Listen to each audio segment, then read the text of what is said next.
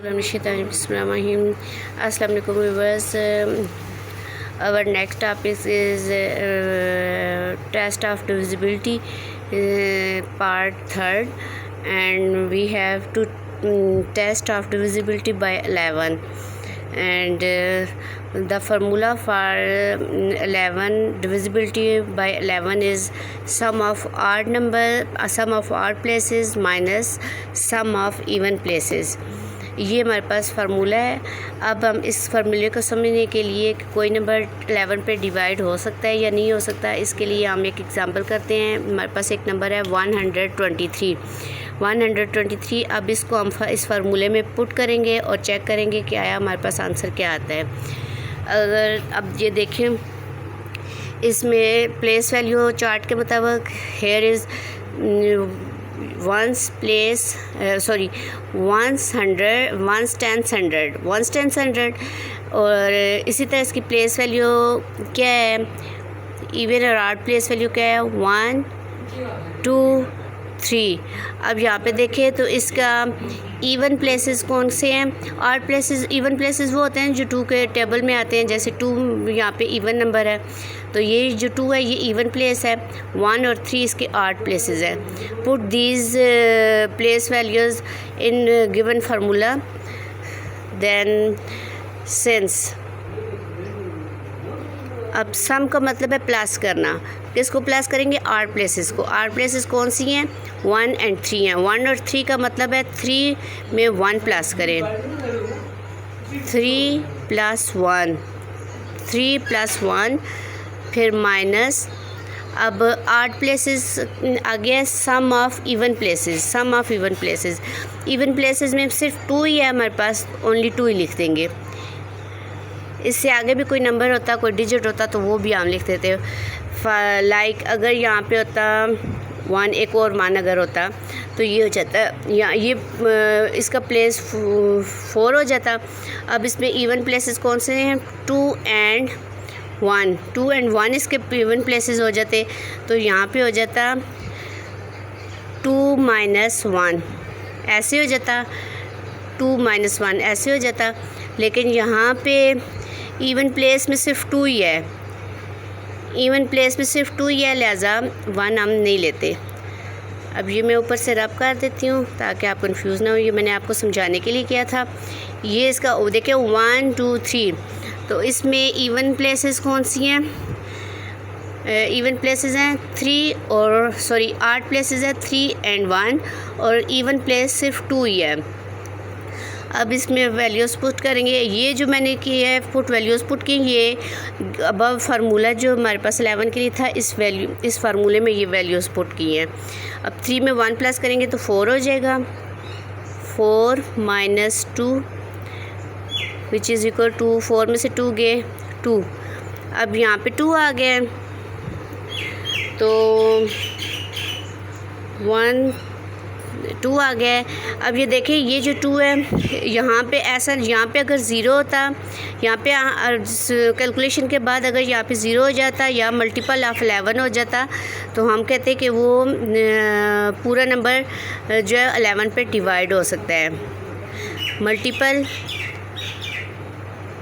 Of 11 यानी कि यहाँ पे जो नंबर आया है वो नंबर अगर 0 आ जाता, अगर यहाँ पे 0 आ जाता तो हम कहते हैं कि गिवन जो नंबर है whole number is divisible by 11। यहाँ पे 0 नहीं आया। इसी तरह यहाँ पे कोई ऐसा नंबर आ जाता जो कि 11 के टेबल में आ रहा है, मसलन 11 है, 22 है, 23 है, 33 है, 44 है, 55 है, एक्सेट्रा।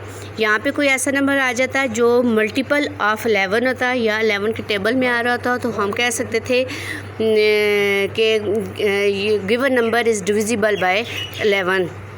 अब यहाँ पे ना तो 0 आया है और ना ही मल्टीपल ऑफ 11 आया है। अब इसी से रिलेटेड एक और एग्जांपल करते हैं जिसमें देखते हैं क्या आता है। फ़र्ज़ करें यहाँ पे 123 की बजाय यहाँ पे होता है 132। फिर देखते हैं क्या होता है। Sum of even number, sum of odd number, since formula क्या है, sum of odd numbers sum of odd numbers कौन सा है? 2 + 1. Sum of odd numbers difference sum of even number एक ही है 3, विच इज़ इक्वल टू 3 - 3. 3 में से 3 गए 0. अब ये 0 आ गया ना, so therefore 132 is divisible by 11. ये 132 जो है ये 11 पे डिवाइड हो सकता है और पूरा डिवाइड हो सकता है. अगर आप रफ को डिवाइड करके देखें तो आपके पास रिमाइंडर 0 आ जाएगा. इसी तरह एक और एग्ज़ाम्पल इसी से रिलेटेड कर देते हैं. 1329. अब इसको हम फार्मूला में पुट करेंगे. फार्मूला क्या है हमारे पास? Since sum of odd numbers odd places, sum of odd places 9 + 3 minus sum of even places 2 + 1 which is equal to 9, 10, 11, 12 minus 3. 12 में से 3 माइनस करें तो क्या आ जाता है?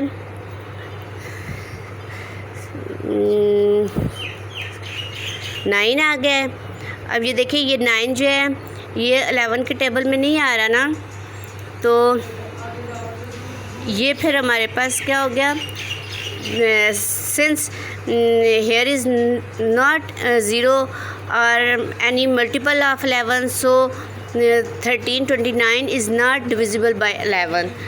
यहाँ पे 0 अगर आ जाता है या कोई ऐसा नंबर आ जाता है जो 3 पे जो 11 पे के टेबल में आता है, तो हम कहते हैं कि ये पूरा नंबर जो है वो 11 पे डिवाइड हो सकता है.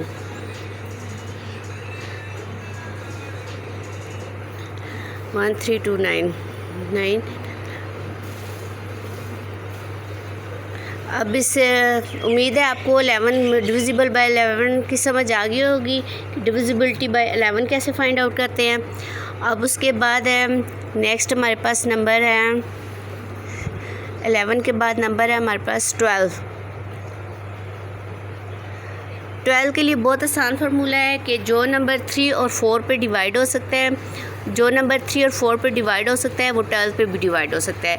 और 3 और 4 के लिए पार्ट फर्स्ट में मैंने आपको समझा दिया है. पार्ट फर्स्ट का और पार्ट सेकंड का लिंक डिस्क्रिप्शन में आप उनको मिल जाएगा, वहाँ से आप समझ लें. और 3 और जैसे हमारे पास 12 के लिए हमारे पास एग्ज़ाम्पल है. 12 के लिए हमारे पास एग्ज़ाम्पल है जी. एग्ज़ाम्पल के लिए हम कर लेते हैं 2 नंबर को इसे लेते हैं, जैसे 36. अब ये देखें ये 36 since 36 is divisible by 3 and 36 is also divisible by 4, therefore 36 is divisible bye 12. Similarly, we have another example 39. Since 39 is divisible by 3 but 39 is not divisible by 4, therefore 39 is not divisible by 12. ठीक है. अब ये जो 36 है ये 3 के table में भी आता है, 3 पे भी डिवाइड हो सकता है, 4 पे भी डिवाइड हो सकता है, लिहाजा ये 36 12 पे भी डिवाइड हो सकता है. बट 39 जो है 3 पे डिवाइड हो सकता है, लेकिन 39 4 पे डिवाइड नहीं हो सकता, लिहाजा ये 12 पे भी डिवाइड नहीं हो सकता. 12 पे डिवाइड होने के लिए पॉसिबिलिटी है कि 3 और 4 दोनों पे डिवाइड होना चाहिए. अगर किसी इन दोनों में से किसी एक नंबर पे डिवाइड नहीं हो रहा तो हम कहेंगे कि वो पूरा नंबर 12 पे डिवाइड नहीं हो सकता. 12 पे डिवाइड होने के लिए ज़रूरी है कि 3 और 4 दोनों नंबरों पे उसको डिवाइड होना चाहिए. अब उसके बाद नेक्स्ट हमारे पास है 15. 15 के लिए भी वही केस है जो 12 के लिए है. जैसे 12 3 के लिए ज़रूरी है कि 3 और 4 पे डिवाइड होना चाहिए. 15 के लिए ज़रूरी है कि 3 और 5 पे डिवाइड होना चाहिए. कोई नंबर जो 3 और 5 दोनों पे डिवाइड हो तो हम कह सकते हैं कि वो 15 पे डिवाइड हो सकता है.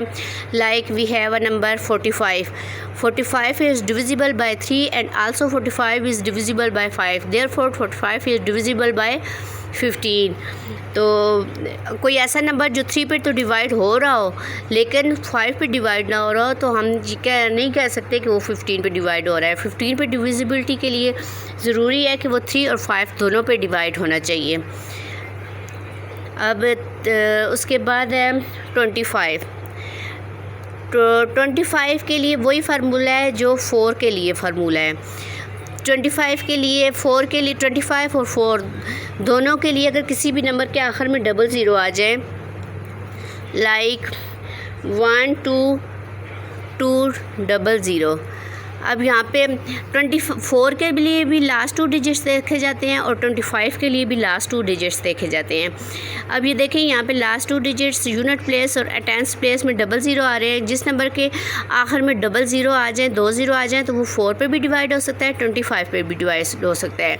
दूसरी पॉसिबिलिटी 25 के लिए ये है कि आखिरी 2 डिजिट्स 25 के टेबल में आने चाहिए, लाइक 1 2 एंड 50। अब ये आखिरी 2 डिजिट्स देखे जाते हैं 25 के लिए और 4 के लिए, दोनों के लिए आखिरी 2 डिजिट्स देखे जाते हैं। अब 25 के लिए आखिरी 2 डिजिट्स या तो 00 हों या तो आखिरी 2 डिजिट्स ऐसे नंबर हों जो 25 के टेबल में आ रहे हों, तो हम कह सकते हैं कि वो पूरा नंबर 25 के टेबल में आ रहा है। अब यहाँ पे 50 आ रहा है, 50 25 2 50 होता है, यानी कि 50 25 पे डिवाइड हो सकता है, लिहाजा 1250 is divisible bye 25। Is it clear? I hope आपको समझ आ गई होगी। वीडियो अच्छी लगे तो लाइक और सब्सक्राइब ज़रूर कीजिए and share with friends. Thank you. अल्लाह हाफ़िज़।